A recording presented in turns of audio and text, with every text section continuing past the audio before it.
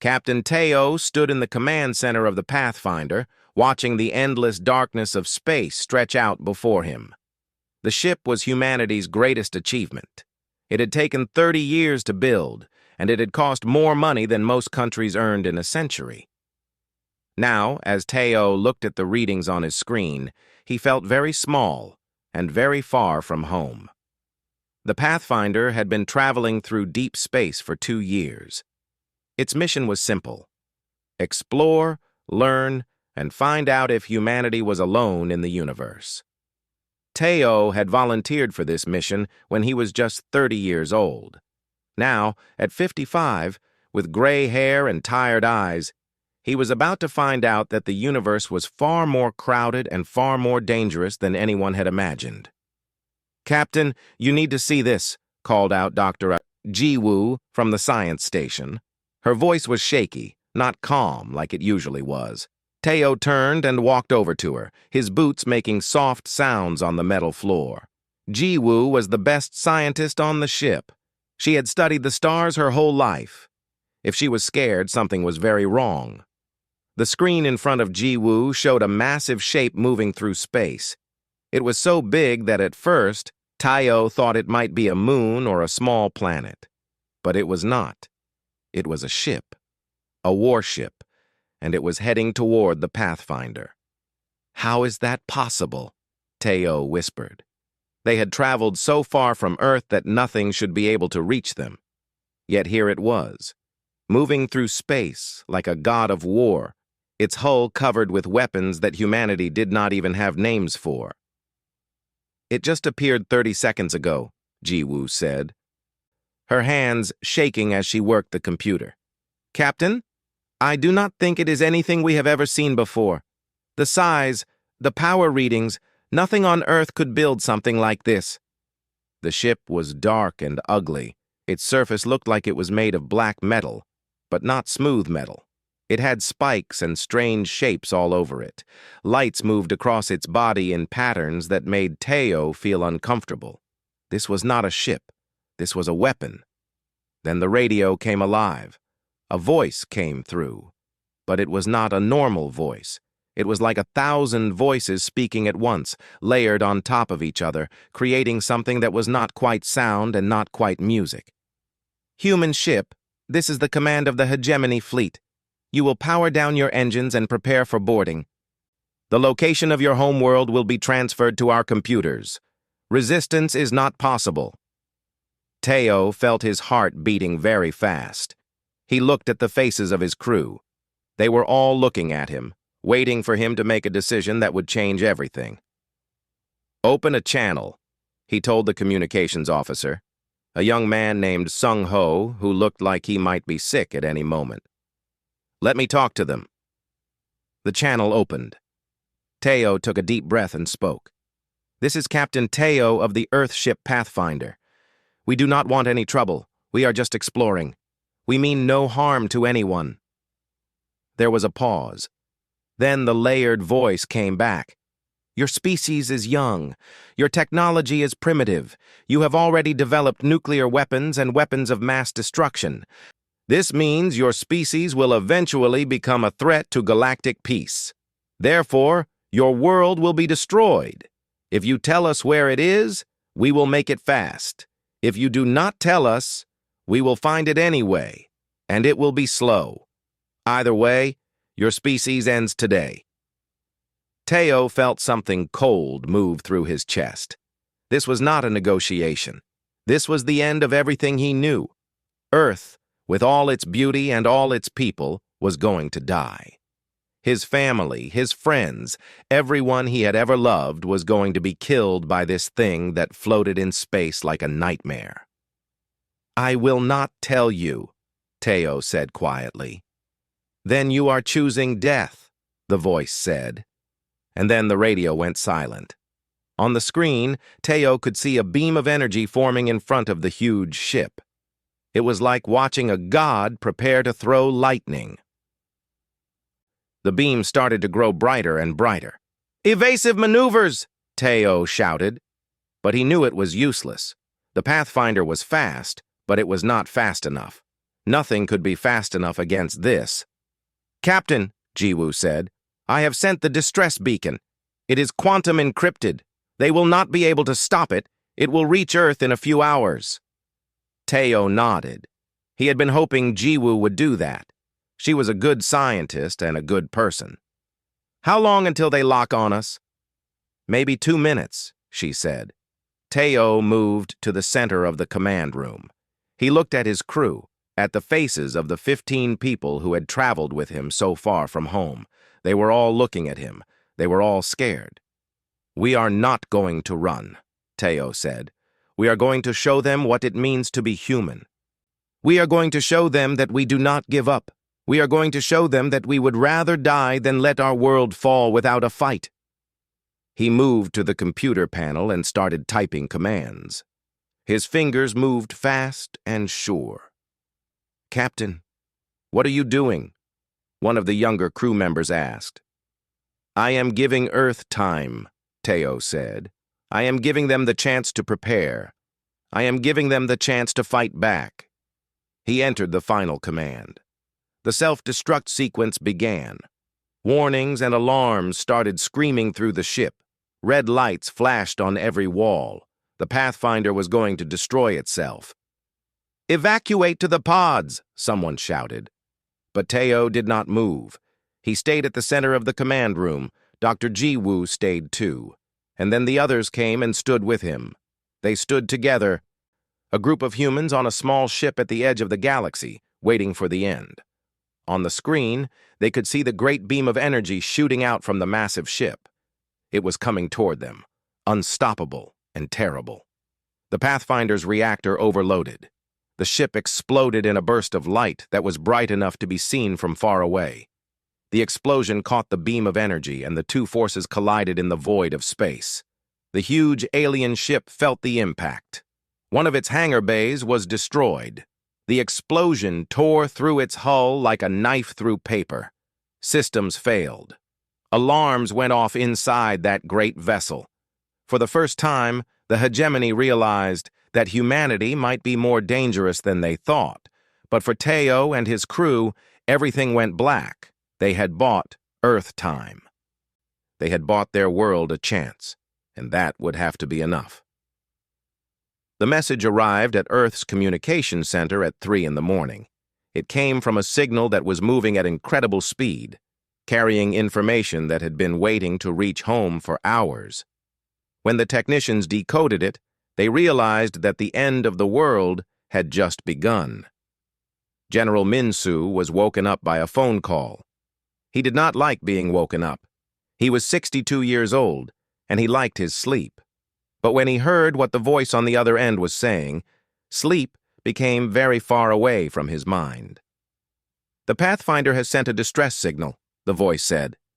It was General Park, one of Min-soo's closest friends. "They have made contact with an alien civilization. General, they are coming. They are coming for us." Min-soo sat up in bed. His wife, Yoonji, woke up beside him and asked what was wrong. But there was no time to explain. He put on his uniform and was driven to military headquarters. Within an hour, every world leader knew about the message. Within 2 hours, an emergency meeting of the United Nations was called. Within 3 hours, every country on Earth knew that they were not alone, and that the universe had decided they needed to die. The General Assembly of the United Nations filled with people, presidents, prime ministers, military leaders, and scientists, all crowded into the great hall. No one spoke much. Everyone was thinking about the same thing. How could they fight something they could not even see? How could they defeat an enemy that was so far away that they did not even know how far away it really was? General Min-soo stood up to speak. He was not the most important person in the room, but he was a leader, and leaders had to speak when everything was falling apart. "We have 6 months," he said. His voice was steady and strong. "According to the physics of space travel, the alien fleet cannot reach us in less than 6 months. Maybe they can do it faster than that, but not much faster. That means we have 6 months to prepare. That means we have 6 months to turn this world into something that can fight back." "Fight back?" someone said. It was the President of the United States. She looked very tired. "General, we do not even know what we are fighting. The Pathfinder was our best ship and it was destroyed like a toy." "Then we will learn," Minsu said. "We will work together. No more wars with each other. No more wasting time on fights between our own nations. Every scientist, every engineer, every worker on this planet will be part of this. We will take what the aliens have shown us, and we will turn it into a weapon." For the first time, the world stopped fighting with itself. Countries that had been enemies for decades started working together. Scientists shared information that had been secret for years. Engineers from different nations worked side by side in factories. Dr. Hai Jin was one of the most important scientists in the world. She worked in a laboratory in Seoul, Korea, where she studied the nature of matter and energy. When the message came about aliens, she understood immediately what needed to be done. She needed to study the information about the alien weapons. She needed to understand how they worked, and then she needed to find a way to copy them.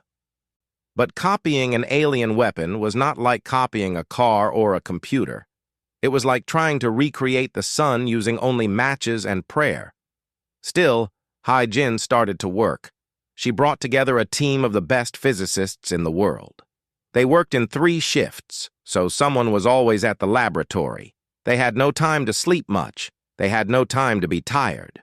Dr. Sungmi was the head of weapons development for the United Nations. Her job was to take the ideas from Hai Jin and turn them into something that could actually be built and used in war. She worked in a military base in Russia, in a huge building where machines built weapons day and night. The machines never stopped.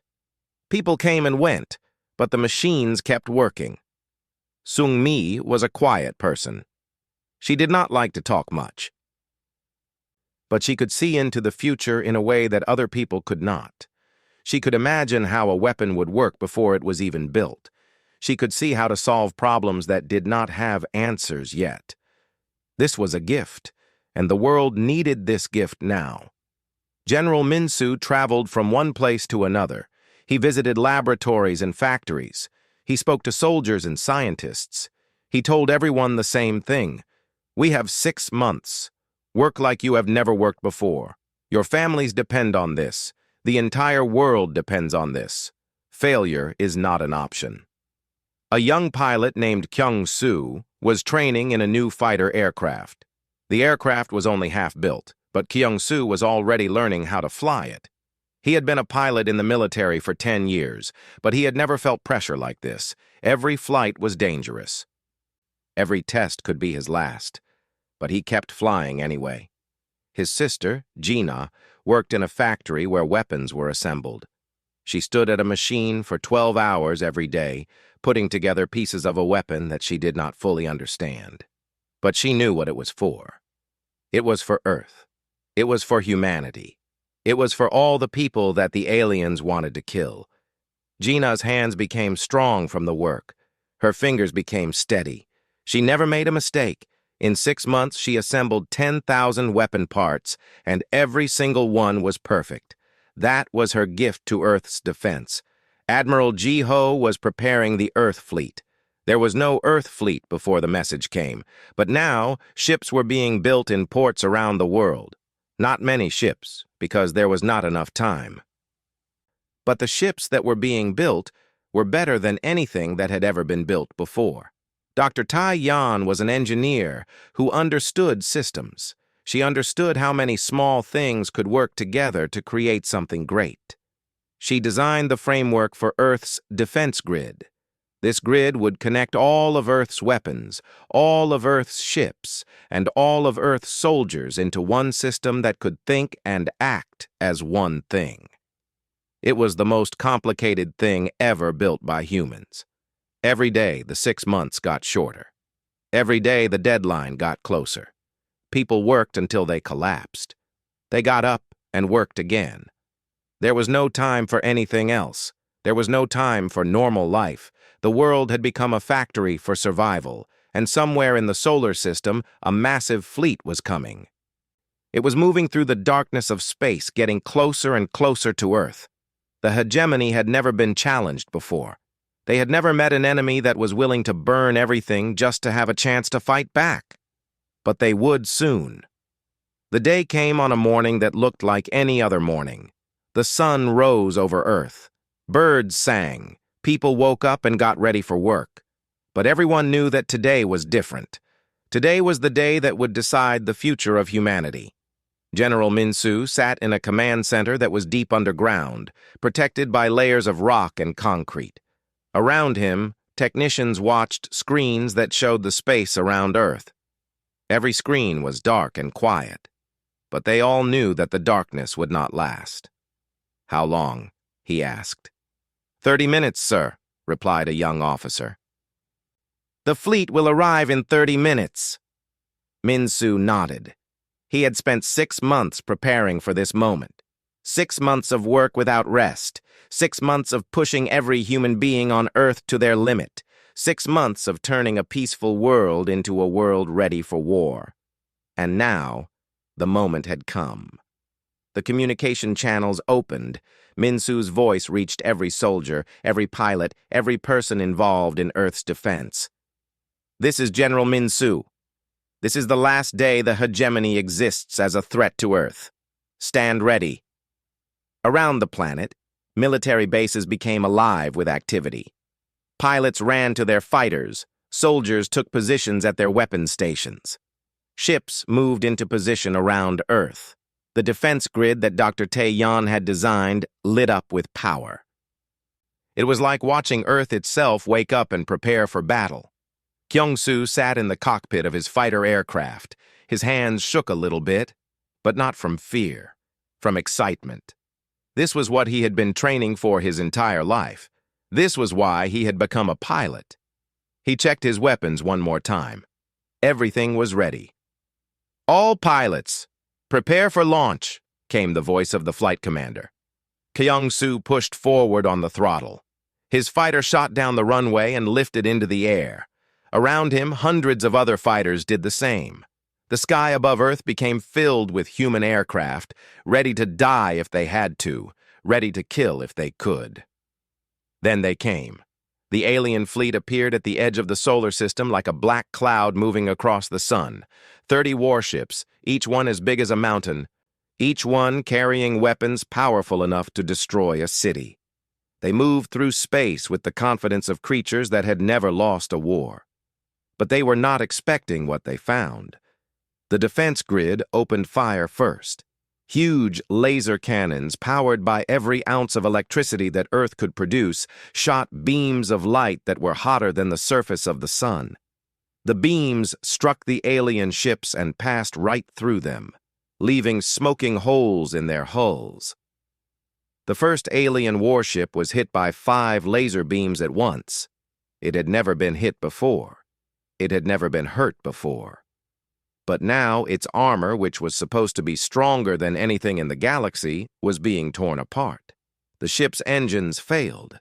It started to fall toward Earth like a meteor. General Minsu watched on the screen. The first alien ship was down, but there were 29 more. The alien fleet returned fire. Beams of red light shot out from their weapons. These beams were different from the human lasers. They seemed to bend and twist through space. They were alive with energy. The first beam hit one of Earth's orbital defense platforms. The entire platform exploded into fragments. Kyung-soo saw the explosion from where he was flying. "All pilots, weapons free," he heard on the radio. "Target all enemy vessels." He flew his fighter toward the nearest alien ship. His weapons were small compared to the orbital platforms, but they were fast. He fired missiles that had been designed by humans and built by humans and loaded with explosives made by humans. The missiles streaked across space and hit the alien ship in its engines. The explosion was beautiful and terrible. A piece of the alien ship came flying toward Kyung-soo. He tried to dodge, but there was nowhere to go. The debris hit his fighter, his cockpit filled with warning lights and alarms. But Kyung-soo did not eject. Instead, he pointed his fighter directly at another alien ship. He was going to die anyway. He might as well make it count. He accelerated toward the massive warship.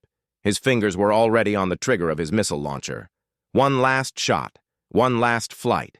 The missiles fired, all of them, a stream of deadly weapons heading toward the alien ship. The ship tried to move away, but it was too slow.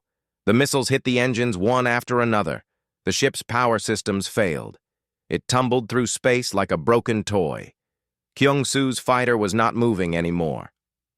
His engines were dead. His systems were failing. But he had seen the alien ship fall. He had done what he came to do. As his oxygen began to run out, he smiled. 5 alien ships had been destroyed now. 10. 15. The alien fleet had underestimated humanity. They had thought that humans were weak and powerless. They had thought that this would be easy. But they were wrong. Still, the humans were losing. For every alien ship that was destroyed, 3 human ships were destroyed. For every pilot that shot down an alien fighter, 10 human pilots died. But they kept fighting. They kept trying, because Earth was behind them, and they would not let Earth fall. A massive plasma cannon, built deep under the mountains of Earth, fired into space. The beam was so powerful that it made the ground shake. The beam hit an alien cruiser and tore it in half. For a moment, it seemed like Earth might actually win. Then the alien commander made a decision. The remaining alien ships, 19 of them, stopped fighting. They turned and flew away from Earth. They were retreating. General Min-Soo could not believe what he was seeing. Did we actually win? He asked no one in particular. But victory did not feel like celebration. It felt like exhaustion. Hundreds of human pilots were dead. Thousands of soldiers were dead. The entire world had been shaking with fear for 6 months, and it was finally over. Then a message came through the radio. It was the alien fleet. They were using human language now. They were mocking Earth.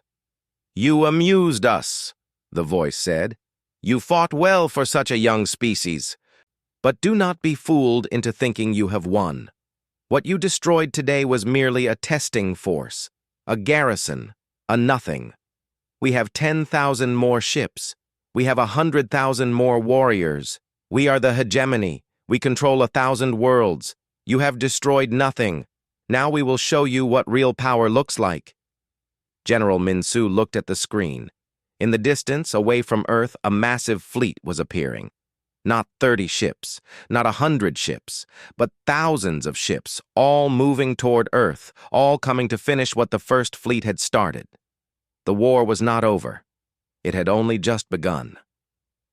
General Min-Soo sat alone in the command room. The screens in front of him showed Earth's weapons and ships and soldiers, but none of it would matter if the alien fleet kept coming. The hegemony had told the truth. They had thousands of ships. Humanity had dozens. The math was simple, and the answer was always the same. Earth would lose.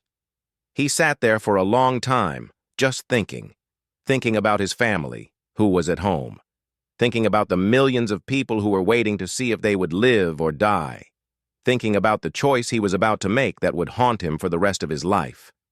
Dr. He-Jin had finished her weapon. The scientists had been working on it for months, ever since they started looking at the alien technology. It was called the resonance engine. The weapon did not work like other weapons. Instead of just destroying things, it made things fall apart at the smallest level. It unraveled matter itself. When He-Jin showed General Min-Soo what the weapon could do, they tested it on a small asteroid. The asteroid was only 100 meters across, a small rock floating in space. When the resonance engine activated, the asteroid did not explode. It did not break apart. It just came undone. The atoms stopped holding together. It became dust. In 3 seconds, the entire asteroid was gone. "How much power would we need to destroy an alien fleet?" Min-Soo had asked. "Enough to level a city," He-Jin said quietly. "Maybe enough to destroy a small planet." Now, as Min-Soo sat in the darkness of the command room, he thought about that conversation. He thought about what he had to do. Mars had been home to a mining colony for 15 years. Humans had built machines there that pulled water and minerals from under the red ground. The colony had 300 workers, all of them brave enough to live on another planet and work for humanity's future. But Mars was close enough to defend Earth, and Mars was big enough to make a difference. Min-Soo picked up the phone and called Dr. Sung-mi. "I need the resonance engine moved to Mars," he said. "I am going to send a ship there. I want it built into a facility that can fire it." There was silence on the other end of the phone. Then Sung-mi spoke. "That is insane. That means the Mars colony will die." "I know," Min-Soo said. "You are going to tell them?" Sung-mi asked. "I will," Min-Soo said, "and they will understand, because they are human, and humans understand that sometimes we have to burn our own homes to save the rest of the world." Dr. Sung-mi took the resonance engine and loaded it onto a ship bound for Mars. The journey would take 4 days. In the command room at Mars Colony, the workers were going about their normal jobs, checking machines and gathering samples, not knowing that their world was about to change forever. Dr. Ji-woo, who had survived the destruction of the Pathfinder somehow, volunteered to go to Mars. She wanted to help. She wanted to be part of the weapon that would save Earth. General Min-Soo accepted her offer. Gina also volunteered. Her sister had worked on building parts of the resonance engine in the factories of Earth. Now Gina wanted to help put it together on Mars. She wanted to be part of the final defense, even if it meant she would not live to see the end. A ship was prepared. It carried Ji-woo, Gina, 300 military personnel, and the pieces of the resonance engine. It lifted off from Earth and began the long journey through space to Mars. While the ship traveled, General Min-Soo called a meeting with all the leaders of Earth. He told them what he was going to do. He told them that he was going to use Mars as a weapon. Some of them cried, some of them got angry, but all of them understood. This was the only way. The ship arrived at Mars after 4 days of traveling. The workers at the colony were surprised to see a military ship land, but they understood when they were told. They helped build the weapon. They helped put the pieces of the resonance engine together. They worked without complaining, knowing that they were part of something that would matter. Gina worked with the same steady hands that had put together weapon parts in the factories of Earth. Every piece was perfect. Every connection was strong.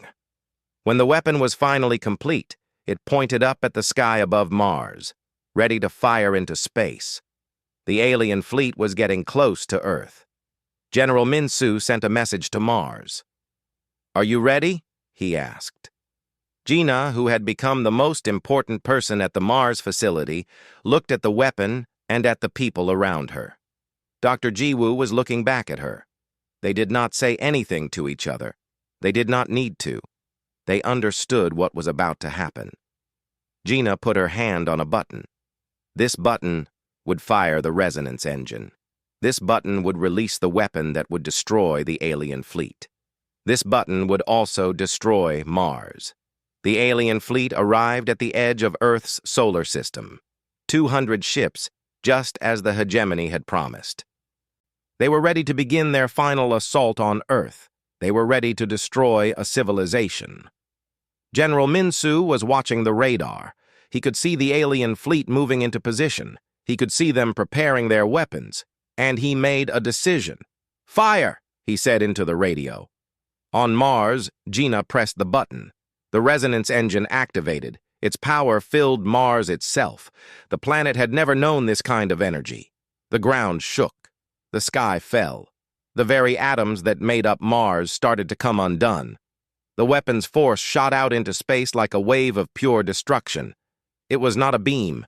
It was not an explosion in the normal way. It was a cascade of unmaking. Everything in its path stopped being. The atoms came apart. The molecules fell apart. Matter itself gave up trying to exist. The alien fleet was in the middle of that cascade, 200 ships tried to dodge. They tried to escape, but the wave of destruction was too fast and too big. One ship after another was caught in it. One ship after another ceased to exist. 100 ships, 150 ships, 200 ships, all of them were gone. Mars disappeared in the wave of destruction. The entire planet, the red world that humanity had dreamed of for so long, came undone. But in doing so, it saved Earth.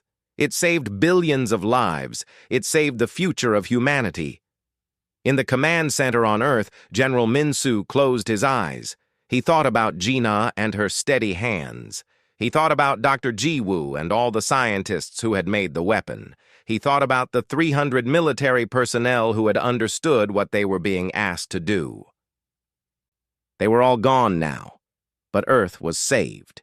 The cost of freedom had been written in the dust of Mars, and humanity had paid it. After Mars was destroyed, there was a moment of silence across Earth. The entire world was watching the screens, watching the radar, waiting to see if there were more alien ships coming. For hours, nothing moved. The space around Earth was empty. The hegemony had been stopped, but the silence did not last long. General Minsu received a message from the Galactic Council, the group that ruled over the hegemony and all the other alien civilizations. The message was simple. Earth, you have destroyed 200 of our ships. We will show you what real power looks like. Minsu understood that the war was far from over. The destruction of Mars had bought Earth time. But it had also made them something that the hegemony could not ignore. Humanity had proven that they would burn their own worlds to survive. That made them dangerous. That made them unpredictable. That made them a real threat. Dr. Taeyeon worked in a facility where she designed systems that could think. These systems used mathematics and computers and artificial intelligence to predict what the enemy would do. She started working on something new, a system that could predict how the hegemony fleet would move, where they would attack, when they would strike. It took her team 3 months to finish the first version. When they tested it, the system predicted the position of every enemy ship before the ships even knew where they would go. It was like looking into the future. It was like magic. Except it was just math and logic and the human mind working at its highest level. Admiral Jiho took this system and used it to create a new strategy. The Earth fleet was small, but now they would be smart. They would strike at alien supply lines. They would attack isolated enemy forces. They would never fight a big battle. They would instead fight 1,000 small battles, winning each one, bleeding the hegemony slowly until they could not fight anymore. Kyung-soo had survived his first battle, even though his fighter had been destroyed. He had been picked up by a rescue ship and brought back to Earth. Most pilots would have been happy to go home after that. But Kyung-soo wanted to fly again. He wanted to fight again. General Minsu gave him a new fighter, something that had been built in secret. Something even faster and more powerful than the last one. Kyung-soo flew it into battle after battle. His kill count went up.